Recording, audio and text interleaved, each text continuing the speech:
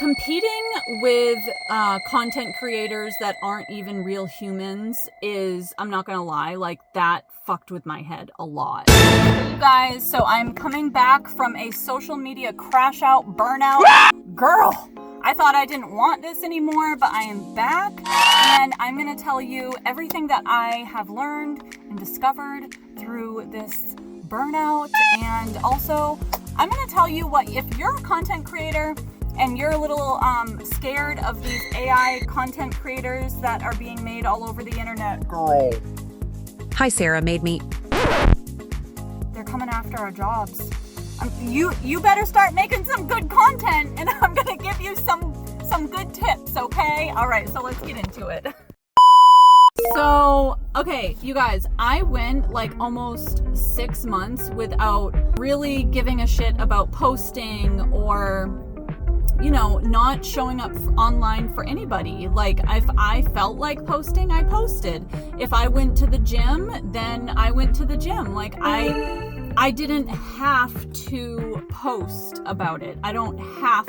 And that's the problem with social media, is once you start like constantly posting just because that is the norm, what ends up happening is you have no value in like that content anymore. If you're not posting it for yourself and you're just posting it to be, you know, to fill the void of, you know, the social media and everything that you've created, it really becomes draining.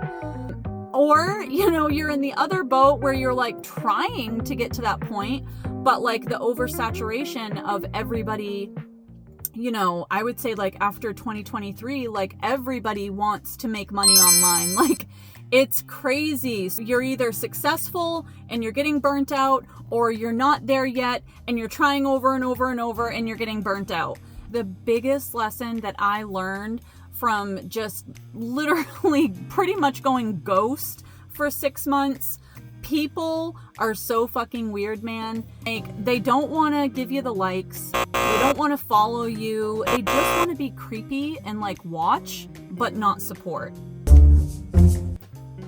That's weird. Like, if someone is watching your content and they're not supporting you by leaving likes and comments and shit, then that's going to tell the algorithm, okay, so this person is watching you, but they don't like the content enough to leave a comment or a like. So then that is even more frustrating as a creator when you have, you know, half of your audience who really doesn't give a fuck if they're going to support you or not. So, you know, your videos might not get pushed out if you're not getting the analytics that YouTube or Instagram or TikTok might look at and be like, oh, well, this content is doing good, we need to push it out. Like, it's a really tricky game. It's a tricky balance. And if you start finding your worth in social media, if you start finding your worth in how successful a video is, you're never gonna keep going, you guys. And if anything, you should listen to me, okay? Because I have been on YouTube, girl, for 12 years. I haven't hit 1,000 subscribers yet.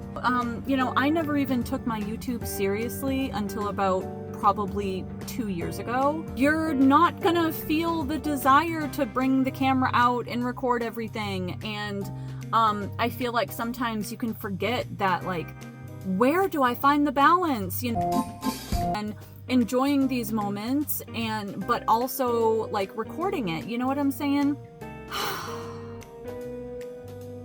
Who am I showing up for? You know, who am I here for? Who am I making this content for? That is where I finally discovered my self-worth has nothing to do with any of this online shit.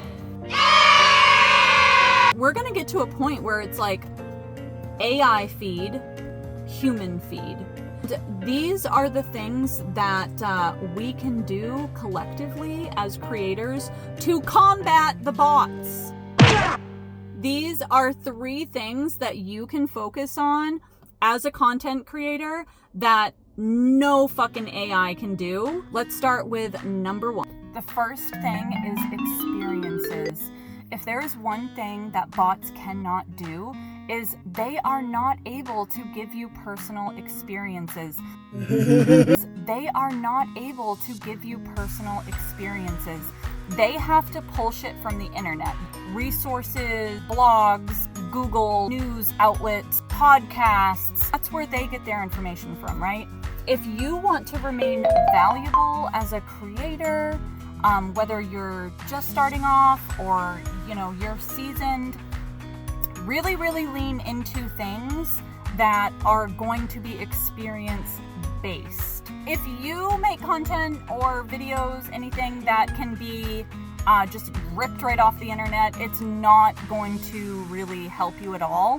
So when your experiences, like things that you have personally seen, done, things that you might have had, a bad reaction to, just really, really lean into, okay, here's another example. So let's say that you are a dental tech, right? You're all about teeth. Okay, so instead of listing off a bunch of facts about, what you can do to prevent tooth decay, right? So an AI bot could very easily make that same video. But if you twisted that into 5 shocking foods that I did not know would deteriorate your enamel until I started working as a dental assistant. So like stuff like that, just it has to be experience-based, okay? So now let's move on to the second one, going live. Now, this is something that a lot of people are going to be uneasy about. They're not going to want to do it. Nope. They're not going to want to get on camera. I don't even go on camera that much live. But I want to. Being a streamer is probably one of the most financially successful jobs that you can have in social media. I wouldn't even really call it social media. But yeah, live streaming, you guys. If there's one thing that, these AI bots cannot do is they cannot go live. This is going to be something that the AI bots are very, very, very much going to struggle with. When you have, hundreds or sometimes thousands of people, dropping into your live stream, if you're a robot, like, you're not... Yes, you might be able to read all the comments a lot faster, but people, if they're watching a live streamer, they want interactions and there's something about that streamer that is making you watch them. And then last but not least, long-term product reviews. So I'm not talking like I used this once, multiple clips, wearing different clothes, different days, different months. There's been products that I reviewed over the course of 2 or 3 weeks. I feel like these brands might be open to trying an AI creator, but if they want a true, genuine experience, walking into a restaurant and, eating there and talking about your experience, or, if somebody, from some business sends you something, put more value into that content creation than you would normally. AI creators are going to make you step your game up because they're going to be whipping out videos left and right way faster than we ever can. So you have to make your content 1,000 times more valuable, right? So you can say, oh yeah, I used this product and this was my experience. Or you can be like, I used this product 14 times in the past month, and this is my experience. So do you see how much more valuable it is if you do long-term reviews over just a quick, a quick little one and done video?